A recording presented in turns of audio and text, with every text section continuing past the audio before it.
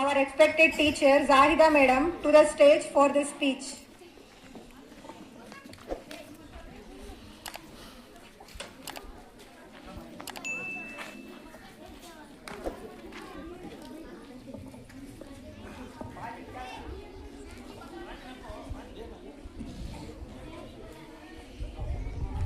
అస్సలాము అలైకుం వరహ్మతుల్లాహి వబరకాతుహు.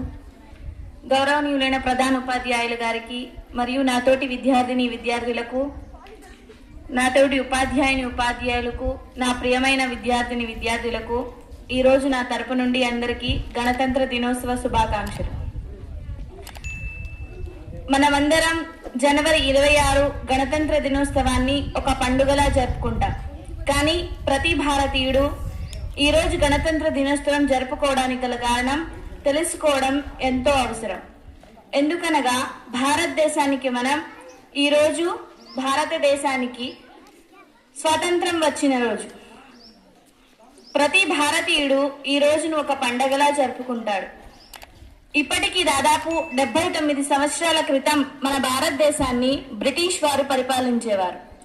మన భారతీయులు బ్రిటిష్ వారి పరిపాలనలో వారి అన్యాయాలను తట్టుకుంటుండగా మన భారతీయులలో కొంతమంది ధైర్యవంతులు, మహానీయులు మన భారతదేశానికి స్వాతంత్రం కావాలని బ్రిటిష్ వారితో పోరాడి వారి ప్రాణాలను సైతం త్యాగం చేసి మన భారతదేశానికి స్వాతంత్రం వచ్చేలా చేశారు.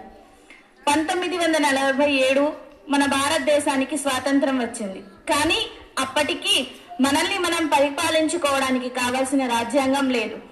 అందుకని డాక్టర్ బిఆర్ అంబేద్కర్ గారి అధ్యక్షతన ఒక కమిటీ తయారు చేసి ఆ కమిటీ అధ్యక్షతన మన రాజ్యాంగానికి కావాల్సిన, మన భారతదేశానికి కావాల్సిన రాజ్యాంగాన్ని తయారు చేశారు. జనవరి 26, 1950న మన భారతదేశానికి మన కోసం తయారు చేసుకున్న రాజ్యాంగం అమలులోకి వచ్చింది. కాబట్టి ఈ రోజు ప్రతి భారతీయుడు గౌరవించదగిన రోజు. అందుకే మనమందరం భారతీయులం కనుక ఈ రోజు పండుగలా జరుపుకుంటున్నాం. మన భారతదేశాన్ని మనమందరం గౌరవించాలి. దీనికి గౌరవించడం అనగా మన రాజ్యాంగంలో రాయబడిన ప్రతి ఒక్క మాటను మనం అమలు చేస్తూ, మన భారతదేశాన్ని గౌరవిస్తూ, మన భారతదేశానికి విధేయత తెలుపుతూ, మన కోసం త్యాగం చేసిన మహాత్మా గాంధీ, అంబేద్కర్, డాక్టర్ బిఆర్ అంబేద్కర్ వంటి మహానీయుల కొరకు మనం వారి త్యాగాన్ని గుర్తు చేసుకునే రోజు ఈ రోజు. కాబట్టి మనమందరం ఈ రోజుని ఒక పండగలా జరుపుకుంటాం. జై హింద్, జై భారత్. అస్సలాము అలైకుం వరహ్మతుల్లాహి వబరకాతుహు.